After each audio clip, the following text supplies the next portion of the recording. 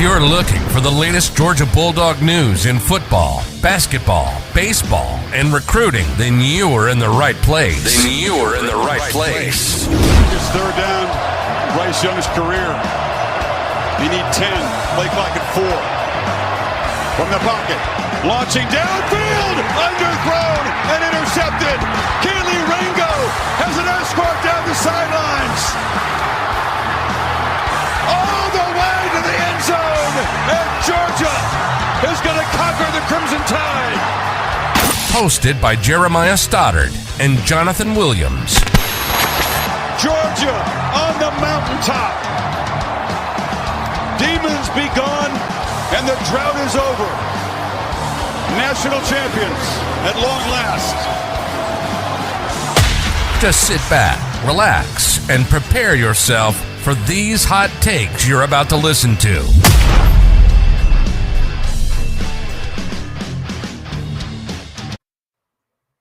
All right, welcome back to the Classic City Sports Podcast. As always, Jeremiah Stoddard and Jonathan Williams. We are excited about the show for you guys tonight.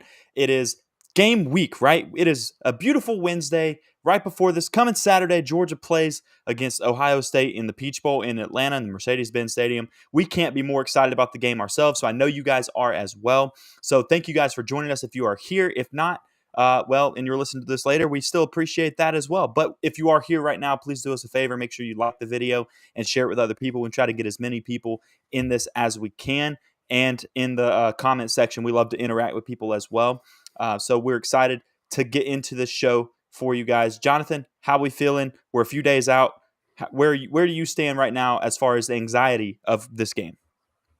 Anxiety? I don't know that I really have anxiety. It's just, I feel like because you have to wait so long for this game, which might be the opposite for other people, the fact that you have to wait a month, the anxiety might get a little worse as you inch closer to the game. But for me, it's almost like I have an entire month to really just kind of break down both teams. You know, I'm a stats guy, so I'm looking at the stats for both teams, kind of analyzing where they are in certain areas of the game, who matches up best in this area of the game, who has the best red zone offense, red zone defense, yada, yada, yada. That's kind of what I do. Of course, pushing out content for the website as well, and then bringing content here for everybody as well.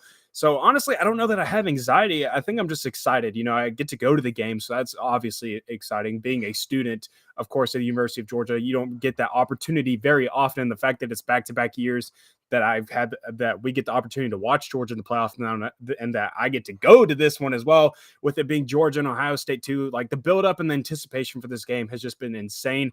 And every single day that you get closer to it, it just continues to build, and the excitement builds. And I feel like the friction between the fan bases has kind of started to build up a lot this week as well. It was very quiet in the month of December. It seemed like I was like, where are the Ohio State fans? Like, I'm not even seeing them on my Twitter feed or anything like that. And then boy, oh boy, did they arrive this week. And I was excited to see that. I love seeing all the clapbacks and whatnot, because it's fun. It's college football. The fan feuds are a part of the game, and that's what makes college football so great. So I'm just excited, honestly. No anxiety on my end. So I'm with you as well. And so that 4-week time period that you're waiting for the game it goes back kind of like the summer, right? It's talking season. It's the time period where everyone gets to talk. So when we haven't seen that much from Ohio State fans, it's been kind of weird, considering we had seen so much stuff from Ohio State throughout the season. Even at Georgia, like, we hadn't played each other. Georgia hadn't played Ohio State in so long. They just sat there all year long talking about how we shouldn't be the number one team in the country. They kept talking about how they were so much better of a team all season long, right? And then Georgia wins the SEC championship game by 20. They don't play in a championship game because they lost by 20 to Michigan the week before. And all of a sudden, they went radio silent for a little bit, right? You didn't hear from them. So it was like, we heard from you all season long. Now that we're actually about to play each other, we aren't hearing from you anymore. So it didn't make any sense on that part, because that was the perfect time for them to be talking about Georgia. But like you said, it started to, ramp up some. We're starting to get more of that conversation and more of that stuff on there. And it's fun for me as well, because I like to see, how I am with opposing fans and stuff. I love that. I absolutely love that. I think it's part of college football. It's what makes it fun. The rivalries, the intense arguments or conversations. I haven't been arguing with anybody right now. That'll probably come later. Or when games like this, I don't usually argue with fans prior. I usually wait until after the game, and I have my receipts. And I'm ready to come back and say, hey, buddy, it's me. You remember this comment that you made earlier? That's kind of how I sit. That's how I handle games like this. But I think I used the wrong word earlier. I said anxiety, right? Better word for it, because I'm with you. I'm not exactly anxious about this game as far as like results. I'm more anxiously waiting. So it's more of an anticipation kind of thing for this game. I have so much anticipation. Like, it's been building and building and building all month. And it's been all season. We've been kind of waiting for a matchup like this, right? And we got the Tennessee game, handled that very well. And then you get this game this coming weekend, and it's time to buckle those chin straps and just get to work. Yeah, and absolutely. And I think it's interesting too. It's not even just the fans that have been kind of clapping back at Georgia or beating their chest or whatever. We'll go ahead and get into this. They've been doing their press conferences with the media. Both teams have in Atlanta. Ohio State has their turn up on the podium. The Georgia follows.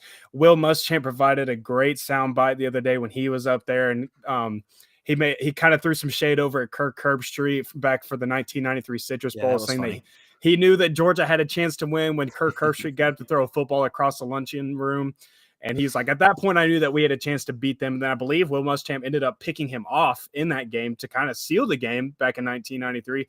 And so then Kirk Herbstreit gets wind of this. And actually, Will said, make sure you Kirk heard that I said this, by the way. Get that out to him. And Kirk, of course, ends up hearing about it and then goes on, honestly, I don't remember too much about Will is what he says, which, of course, as I said, he intercepted Kirk Herbstreit in the game. He remembers. I think he definitely remembers Will Muschamp being at the University of Georgia. But he was kind of quiet, did not want to reply back to that. But so Will Muschamp had his fun. But then Ohio State, most of the conversation this week has been very cordial. If you've been listening to the interviews up to this point today, both teams have just kind of had a lot of respect. Everybody makes a joke about Kirby Smart having a lot of respect for the opponent, but that's kind of how both teams have handled this situation. They both speak very highly of each other. They are they have mutual respect for each other's games. They know that, we're both here for a reason. We're both really good football teams. So let's not go out here and act like that the other one is inferior to the other, because we're in the top four for a reason. We're one of four final teams remaining for a reason. But Ohio State made some comments today, specifically some players, Jack Sawyer being one of them, who I believe is an edge rusher for the Buckeyes, and they were asked about how Georgia might have some advantages on offense or whatnot, and what did they feel like their advantages were for their team in general. And he goes on to say that I feel like we have advantages across the board on our team. All over the field, they have advantages. And his teammates, teammates sitting up there with him, agreed and said, like, yeah, I feel the same way. I think that we definitely have advantages all over the field. So I think that was interesting, because that was the first part of the week where you kind of felt some hostility between the two sides. And you saw Ohio State kind of poking the bear a little bit. And Stoddard, you and I both have been around this program, or have been fans of this program for a long time, and long enough to know that you don't poke the bear, especially not a Kirby Smart-led team. You do not give them that bulletin board material, and that definitely seemed like some bulletin board material. They've definitely done their job as far as giving that type of material out there. And you and I were talking before the show came on about that comment specifically, right? Yeah, they have advantages like in certain places. Let's not sit here and pretend like the Buckeyes aren't a good football team. They are in the top four. They did win 11 games this year. They are a good football team. They score a lot of points, all that good stuff. So there are positions or areas in this game that they will have an advantage. There are. But to say it's across the board, basically, or all across the board, meaning there are several, that's where I don't know that they have like as many advantages as they, like to act like they have. But once again, they have a couple of advantages. They have some great receivers out there. They stretch the ball. They stretch the field really well on the deep pass, and they do that a lot. We were talking about that before the show as well, about their statistics of pass plays over 20 yards and then over 30 yards. They do that often, very often. So they have the ability to beat one of the Georgia's young corners down the field, or maybe a Malachi Starks undercuts a route, because he's done that a couple times this year trying to pick it off, and maybe they beat him over top because he's trying to make a play on the ball, which once again, you and I have talked about, that kid is extremely instinctive. And he reminds me personally a lot of how Richard LeCounte used to play football, in the sense of he tries to make that instinctive play, and every once in a while it's going to beat you, but he will start to pick those balls off, and then he will start taking them back for interception, for touchdowns, all that kind of stuff as he ages and gets more mature in the system. But he's instinctual. You don't want to take that away from a player like him, but that leaves the open door for Ohio State, that throws the ball really well down the field, to take advantage of something like that at some point during this game. But to say it's across the board advantages, I think is, like you said, it's that bulletin board material. That just told every Georgia player, oh, they think they're better than me. They think they have an advantage over me. I'm going to show them that they don't. And another thing that was brought up by that was asked by reporters to Ohio State players was about the physicality of a game like this. And, skill players are out there saying, yeah, we're ready to be in a physical game. We got to be more physical, do all that kind of stuff. And, an offensive lineman's up there and he goes, nah, we're physical. We'll be physical. We're not worried about, being physical. Don't worry about it. That's their job, right? They are the offensive line. They're supposed to be physical, and they're going to be challenged massively against Georgia's defensive line this week. And we'll see how that plays out as far as the physicality goes. I'm on the side of, I don't know if they will be able to hold the 4 quarters of physicality that Georgia will. So it's up to Georgia to make sure they're in a good position in this game to where they're, ahead or something like that going into the 4th quarter, and all of a sudden they could take away that game in the 4th quarter because the physicality starts to set in of how much, faster, stronger, that kind of stuff that some of these guys might be on Georgia's roster. Yeah, I remember another Big Ten team last year kind of talking about that they were ready to match the physicality that Georgia brought. And next thing you know, one of their offensive specifically too. Yeah. Next thing you know, one of their offensive linemen getting Judy chopped in the throat by Georgia's defensive lineman getting put on the freaking ground. So you can talk the talk, but can you walk the walk? That's what it boils down to, because it's one thing to watch Georgia be physical on tape. It's one thing to watch them be physical and beat people up on the field on a TV copy, but it's a whole nother animal to be lined up head to head with Jalen Carter right across from your face, and then next thing you know, a ball is snapped and he's right on your throat, pushing you back 10 yards. Like, that's a different type of thing. It's one thing to prepare for that physicality. I don't know that you can prepare yourself for a physicality like a unit of a human being that Jalen Carter is, or Jamon Dumas Johnson. That's different, and Georgia prepares for that. Like my dad's saying in the comments right now, Bloody Tuesdays. Georgia prepares for those types of things. They prepare for this physicality. They callous their bodies to where they can wear people down and they don't feel it. That's why in the 4th quarter, those pads are still popping. You want to know why, though? Like, how Georgia can prepare for that and Ohio State necessarily can't prepare for that same thing? It's because they got the dudes on the other side of the ball that are hitting them like that. They're going up against Jalen Carter and JDJ. So, of course, they can prepare for it because they every day in practice, good on good, ones versus ones kind of stuff, they get hit by those guys. They can callous themselves because they have that. The reason Ohio State struggles, or Michigan might struggle to do that, is because they do not have that guy on the other side of the field to challenge them physically the same way. And then they play week after week against other teams that don't have that guy. They don't have that Jalen Carter on the defensive line. And so they can't really prepare the same way that Georgia can. That is a benefit to having, as Shane Beamer said last year, they got 5 stars everywhere. I mean, that's the benefit of that. And to be fair, Ohio State has dudes on their roster. They have 5 stars all over their roster as well. They recruit very well and have for a very long time as well. So that's not me saying they don't have good football players. They have good football players.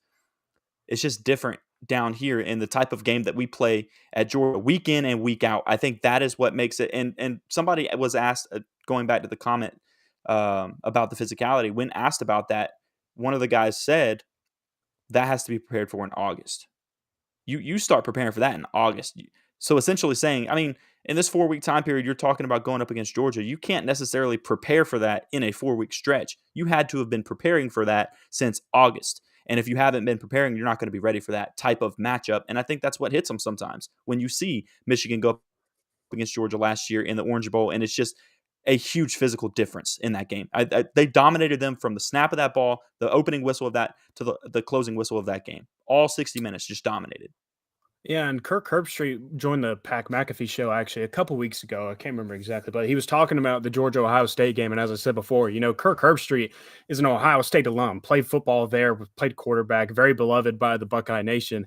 And he went on to say that if Ohio State is not wiring their brains right now, and this was early in December, like 3 weeks ago, probably 2 or 3 weeks ago, like I said. So this is early in December. He said, if they're not wiring their brains right now, if they are not preparing themselves for 90 minutes of physicality from Georgia, then it's going to be a bloodbath, and it's going to be a huge monstrous win for Georgia. He said they will get embarrassed if Ohio State is not preparing for that, because that's not something you prepare for 3 weeks out from your college football playoff game. If you haven't been preparing yourself for that moment, like you said back in August, if you ain't doing it then it ain't going to happen. You ain't just going to randomly, you're not just going to find that physical toughness in yourself this late in the season, because if that's not who you are at this point, then that's not who you are now. We always say, like, around the midpoint of the season, like, you are who you are by now. Like, you know who everybody is about halfway through the season, because like you're 6 games through the year. You've at least probably seen them play at least one solid football team. And so you know who everybody is at that point.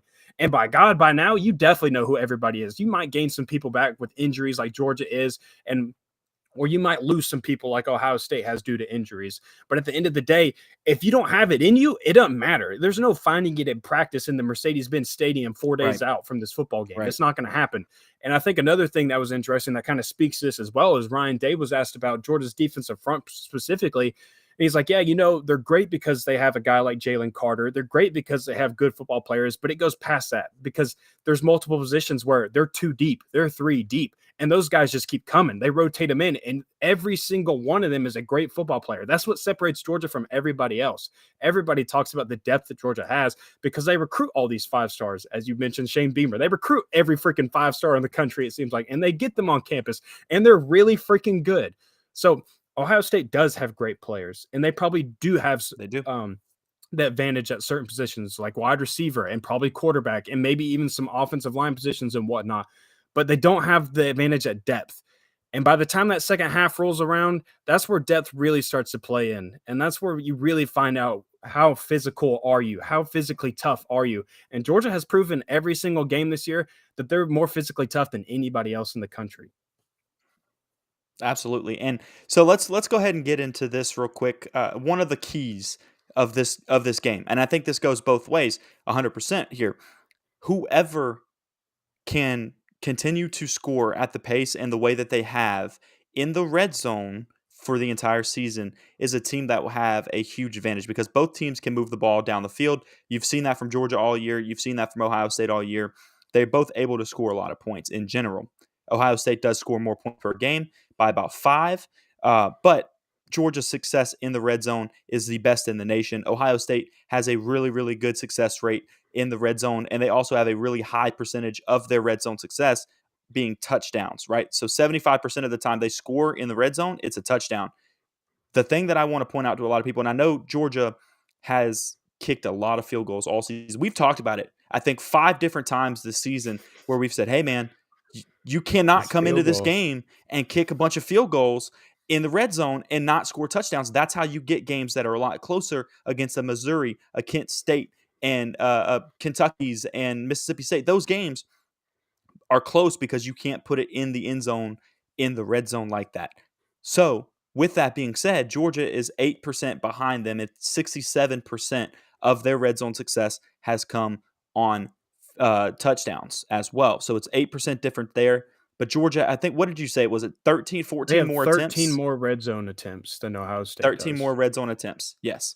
So that's also played into that factor as well. There's a lot more trips into the red zone for Georgia, and that goes into that. And they have done better later in the season about scoring touchdowns and not kicking as many field goals. So I have been happy with some of the success they've been able to take in that as well. Also, you don't stall in the red zone if you score from outside the 20, which is exactly what Ohio State does a lot. They throw the ball a ton downfield. We talked about it earlier. You and I did about the percentage of passing plays over 20 and 30 yards, extremely high. They've done that a bunch this season. Top 10 in both of those categories. So my first key to success for either team, this goes both ways, is continuing to score touchdowns in the red zone and not having to settle for a lot of field goals in this game. I think that's an obvious one, but I think that's a very important one. Yeah, I gave my 2 keys on Twitter, and I'll go ahead and regurgitate those, if you will, on here. I agree with your red zone one. That's definitely a big key. Georgia, surprisingly, actually, they've scored the 3rd most touchdowns in the red zone, and the only 2 teams that they're behind is USC and Tennessee. So that's got to feel comforting if you're a Georgia fan. Like, yeah, it feels like we're kicking a crap ton of field goals, but you also have the 3rd most touchdowns in the red zone as well. And it's because you have an efficient offense that gets in the red zone so frequently. Like I said, you have the 2nd most red zone attempts in the country, again, only behind USC in that category as well. So you're great in the red zone, actually. Like, you're having success and you are efficient. It's really, it probably just feels like you're kicking more field goals because you're down there a whole lot more than anybody else. And so it kind of skews the numbers, kind of probably skews your thought process on that. But my 2 keys to victory for Georgia that I put out on my Twitter timeline was, 1, Get them off the field. You have to get Ohio State off the field and I say that because Ohio State has the 10th fewest third down attempts in the country. 10th fewest in the country. They are elite at not getting themselves in third down situations. And when they do get to third down situations, I think they're converting 46% of the time, I want to say. So almost 50% of the time they are converting on third down. So in other words, when you get Ohio State to third down, you have to get them off the field like Michigan did when they played them in the final week of the regular season. Ohio State was 5 for 18, I want to say, on third down against Michigan. And you saw how that game ended. So you have to get them off the field when you get them to third down. That's a big key for Georgia. And then my other one was you got to make them earn it. You talked about the explosives. They're top 10 in both passing plays for over 20 yards, and they're also top 10 in passing plays for 30 or more yards. They have 30 of those, actually. So they're really good at that. They chunk it, they run and gun, and so you got to make them earn it. Make them earn every single yard. Don't give them these freebies. Don't let them chunk it and run with it. Don't let them pick up these yards in bunches. Make them drive down the field, because that's not what they want to do. That's not where they're comfortable at. You have to make them uncomfortable on offense. Make them methodically drive down the field. If they're going to score, look, Ohio State's going to score. They're too good of an offense not to at least get in the end zone once or twice, Absolutely. So when they do, though, make them earn it. Make them feel you. Make them pick it up 4 yards, maybe 10 yards. Don't let them chunk it for 40 yards, and then all of a sudden they're already in business in the red zone, and they get a 3-play drive in a minute, and they already got 7 points on the board. That's what you can't have happen. So when they do score, make them earn it, get them off the field, and convert in the red zone. Those are your 3 keys to victory, in my opinion, courtesy of us. So I think if Georgia does all 3 of those things, then they'll be in really good shape to punch their ticket to another national title game. And it kind of seems simple. People are probably like, well, no duh, Jay Will, no duh, Stoddard. Convert in the red zone, score points. Don't let them score points, and then also get them off the field. No duh. But at the same time, especially when you're playing a team like Ohio State that has such a prolific offense and a quarterback like C.J. Stroud and a guy like Marvin Harrison, that's what's required of you to win that football game. It's not necessarily required against Kentucky. Georgia was not good in the red zone against Kentucky, and they still came out with a victory, but it is key against a team like Ohio State. So it is still different. That was the key for Georgia to beat Tennessee, and it's the key for Georgia to beat Ohio State this weekend. Absolutely. Let me give you one more key. So let's make it a 4, so 2 each. Oh, one more key that's kind of an obvious one, or people feel one more that kind of feels like an obvious one, or something that people will often say, right? Let's talk about Ohio State's offensive line versus Georgia on their defensive line. That matchup right there is going to dictate so much in this game. And once again, everyone always says the games are won in the trenches, right? It really is so many times. That's why people consistently say something like that. The point that I want to make on this is CJ Stroud only has 74 yards rushing this season, right? So he's not one of these quarterbacks that Georgia has had to worry about this year, or oftentimes in big games that have beat them by scrambling a lot and making extra plays with their legs and beating you on those type of plays, right? He's definitely a very, very good pocket passer, but that is what he is he is a pocket passer. That is a lot easier for Georgia on defensive line and up front in the front 7 in general to handle. And the reason I bring that up is because my key to this is if Georgia starts getting pressure with 4 guys and not having to go with 6 or more on an actual blitz, if he can get pressure with 4 and 5 guys, it's going to be a really, really long night for Ohio State, because Georgia at that point can easily sit back and play zone if they want to. They can, across it, just fill every gap that you have, by dropping back 8 guys or 7 guys or something into coverage, and that's going to be the difference. If they start getting pressure and all of a sudden he can't find those windows because he doesn't have time and they're only rushing 4 guys, at that point, it's going to be a really long night for Ohio State. And I think at that point, Georgia takes off in this game. Yeah, I'll be interested to see if they kind of take a similar approach they did against Tennessee, because Georgia got after the quarterback against Tennessee. It seemed like every single down they were pinning their ears back and they were coming after Hendon Hooker. And boy, did they put his butt on the ground more often than not, it felt like. Especially that one drive where it was like 3 sacks in a row. I'll be interested to see if they kind of do a similar type of thing there. This year too. Yeah, Jalen Carter is definitely a key to this one because, as you stated, CJ Stroud is not your typical Ohio State that everybody has kind of gotten accustomed to watching in years past. You think back to Barrett and those type of guys like Cardell. I know Cardell Jones was a bigger guy, not the most mobile, but he had a willingness to run the football. And then you also like Braxton Miller, Justin Fields, all of those guys could use their legs, and they were really good at using their legs, very mobile. CJ Stroud is by no means like a stationary quarterback. He has the ability to move around in the pocket and use his legs when he needs to, but he does not have the willingness to put his shoulder down and run the football like some of those other previous Ohio State quarterbacks. So I'll be interested to see if Georgia kind of gets after him and forces his hand a little bit and says like, all right, we're coming after you. Again, I keep saying it, but we're going to make you feel us and make you feel uncomfortable and see how mobile you really can be. We're going to at least make you move outside of the pocket, maybe have to put your head down and run a little bit and see how that goes for you. So Georgia's definitely got to get some pass rush on him, because you can't let him sit back in the pocket and just be dropping dimes all day to Marvin Harrison or the other guy. I think it's Ibuka. I want to say the other guy is another 1,000-yard receiver. So they got two really good wide receivers out there. And as we've said on this channel many of times, what's a secondary's best friend? A really good pass rush. So Georgia's got to find a way to create some havoc in the pocket and just kind of make him think, make CJ Stroud have to think, maybe make him second guess a little bit, because Ohio State has always been a pretty infamous for having a one read style offense. Like, you know where you're going before the ball is even snapped typically. And that's why they have these guys putting up video game numbers. So I'm glad you just said that, because that kind of leads into something. So he's not your stereotypical Ohio State quarterback in the sense that he scrambles a lot or can run the ball really well, like so many of those other guys that you just named right there. But what he does do that a lot of them couldn't or didn't do while they were at Ohio State is there are clips. You can go actually watch game film of him where he looks to 3-4 different people it's quick. He still gets rid of the ball quick, but his head is doing this across the field before he unloads and throws. That's not something you saw that often from guys like Justin Fields. Justin Fields he threw the crap out of the ball, but he was very much a check with me, one read type guy while he was at Ohio State, and it worked extremely well for him. And he's in the NFL now. He was a high draft pick because of it. That's great for him. But it says something that coming from a system like that CJ Stroud is able to, or maybe it's just that they trust him to be able to look different ways, and do more than just that one read.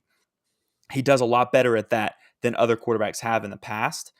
So that's something to look for. But to go back to what we were talking about with the pressure on the quarterback against Tennessee, a team that is going to air it out against you. They had 6 sacks in that game. If you remember correctly, it felt like, I think he may have registered 1 or 2 sacks technically, but Javon Bullard was in the backfield so freaking much. They kept sending him. He's playing star, walks up to the line and just breaks in so quick. Dude was fast as crap, and he absolutely lit in to Hendon Hooker in that game. So I think that's something that you could also picture or see in this game, where if they are getting pressure with 3-4 guys up front, the offensive line gets distracted. They're paying attention to those guys up in front of them, like that Jalen Carter, like what Stan said a little bit ago. Jalen Carter putting pressure up the middle is not a good thing for a quarterback. It's right in your face. You don't like that at all. You have to then try to run out, scramble out, and take your eyes away from downfield because you can't help it.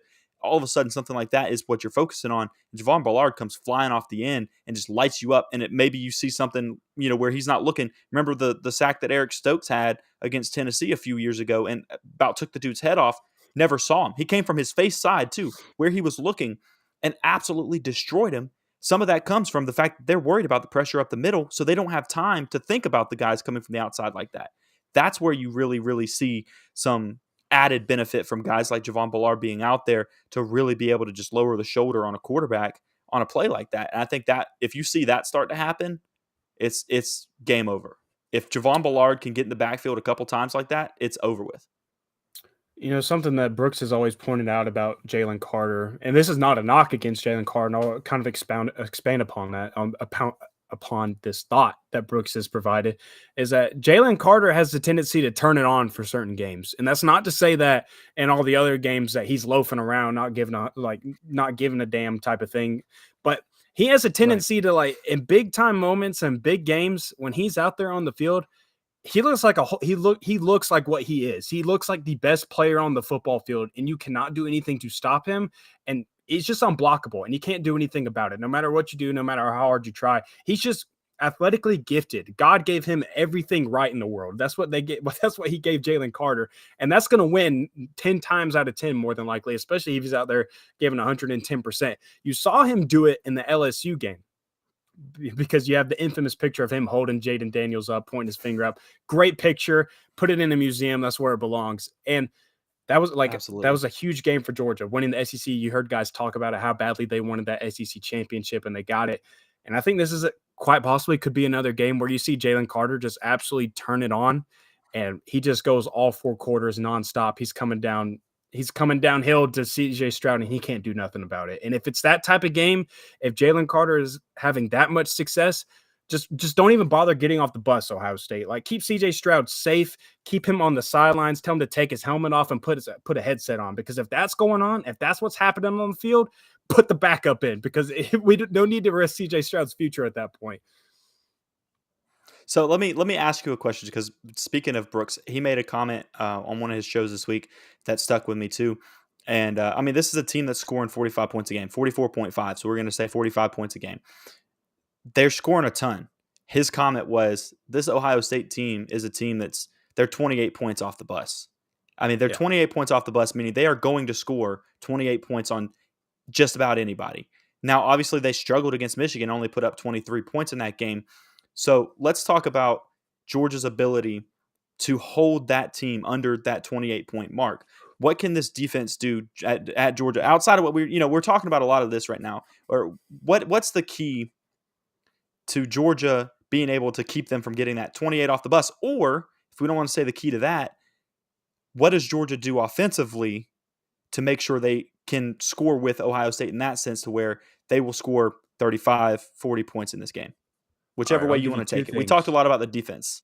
I'll give you 2 things. I'll give you one defensively, and I'll give you one offensively. The one that I'm going to say about the defense is the way you keep them under 28 points is you make someone else beat you. Because if you look back in games where Georgia has struggled and they lost an SEC championship game or whatnot, it's been to teams that 2 wide receivers just went out and torched them for all 4 quarters. You saw it in 2020 against Alabama.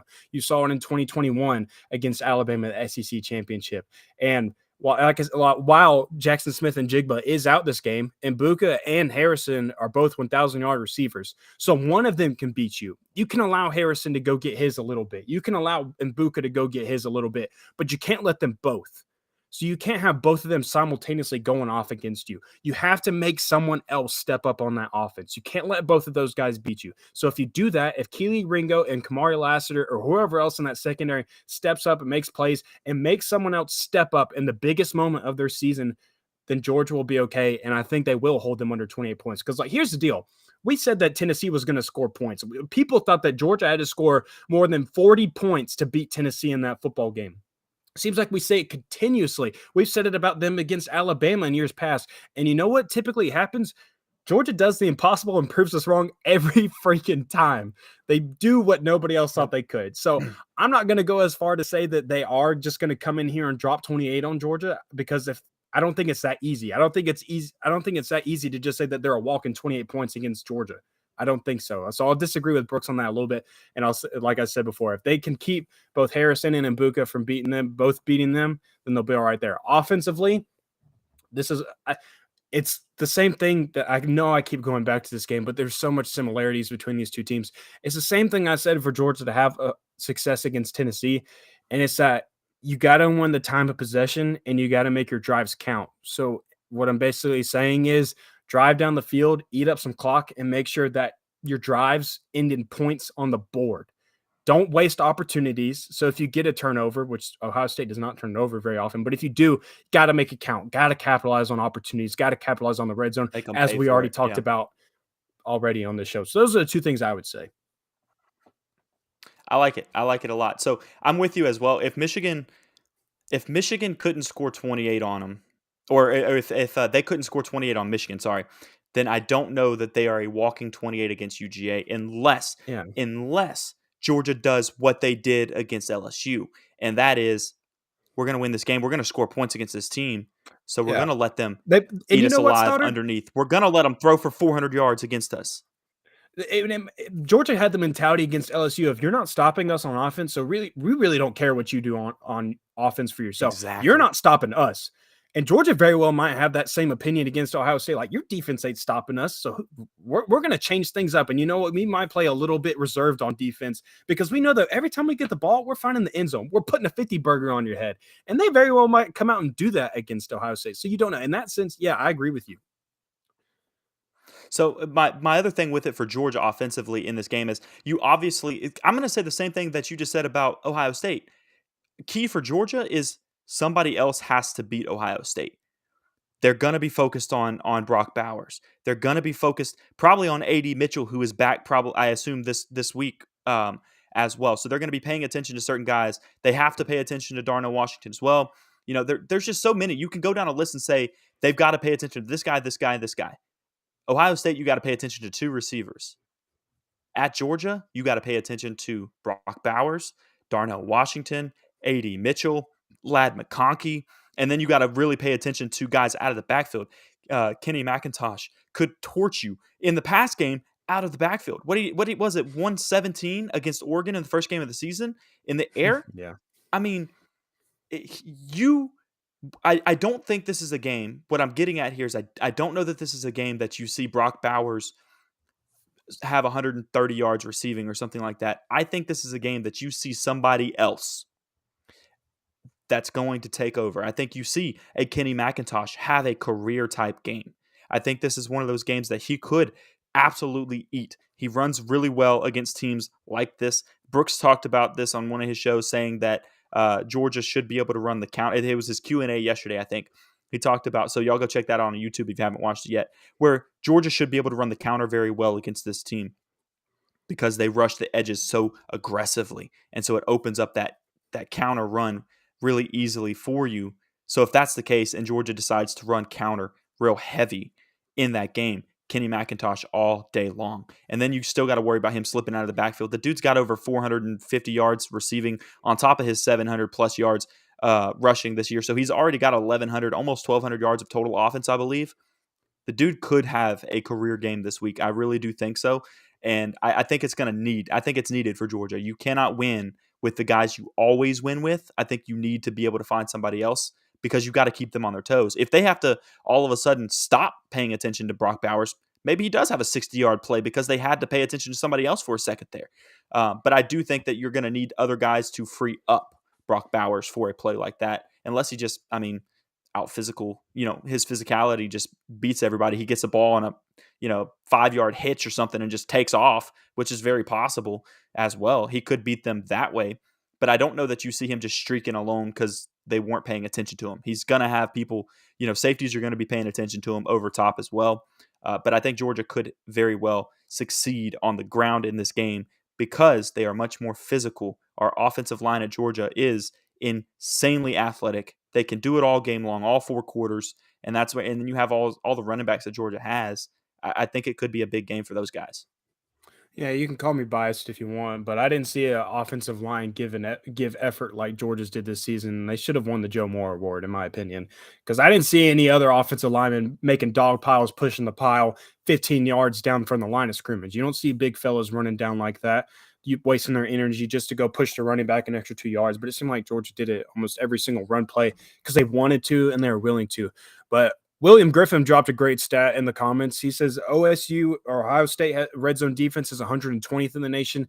Georgia's is number 1 in the nation. Oof. That right there might be your difference maker in the ball game, folks. Because what did we say? That was a key earlier. Remember, we talked about that.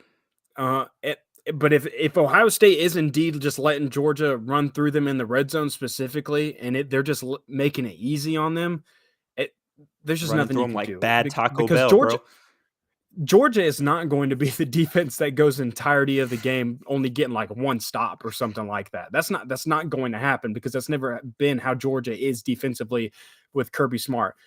But if Ohio State is doing that, where like you only get 1 or 2 stops against Georgia, that might be your difference maker right there because I think Georgia's going to score points. It's just a matter of you got to keep Ohio State off the board as well.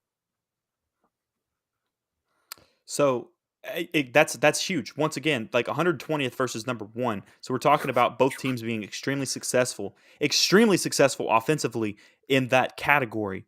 But we didn't talk about that defensive side. So thank you very much for that stat, because that is, once again, it's a huge key to this game. And I think that it's something to watch for. Like you said, if they start letting us just score at will in the red zone, I mean, they're not. That's because that's what Georgia's going to do. That's why Georgia has 13 more attempts in the red zone than Ohio State does, is because they drive the field and they score from within the 20-yard line a lot. That's what they want to do. They want that, like you said earlier. What one of your keys, long drives ending in points. That's what you need. That's what Georgia likes to do. They love that 5-6 minute drive Mm. on 10 plays or whatnot, and if you get to put a touchdown on the board with one of those, because they can't stop you in the red zone. I mean, it's just going to be a brutal, brutal game for them as well. And Stan, I see that comment about Milton being healthy. I'm with you there. I really like the way Milton's played the past couple of games. And going into the LSU game, same kind of thing was talked about, with Georgia potentially just running counter against LSU because it looked like what they might be able to do. And instead, Georgia ended up getting into an inside zone type run game. And whose game is that? That's your boy Milton all day long. Mhm. If Georgia gets to where they want to run in the A gap or through between the tackles like that, that is Milton all day long, and he is very physical. He will be very difficult for guys at Ohio State to bring down as well. So I like that as well. He could have a big game. I wouldn't be against it. I would love to see it, actually. I think that kid has gotten a lot of disrespect throughout the season and throughout his career, because he's dealt with injuries, and then he hasn't had the biggest performances from a lot of people's perspectives. And he did kind of fall on the depth chart a little bit this year. So seeing him absolutely blow up the past couple of games, and maybe if he can have another huge game here, I mean, I would just absolutely, on a personal level, would absolutely love to see that. Our boy Griffin out here dropping some nugs in the chat right now, because he just said CJ Stroud completion percentage under pressure is 40.6%, which is 124th nationally. Another really compelling stat right there. Another one that I'm going to say that might be the difference maker in the ball game, because Georgia is so creative with getting their rushers free. They're mint packages, they're mint fronts.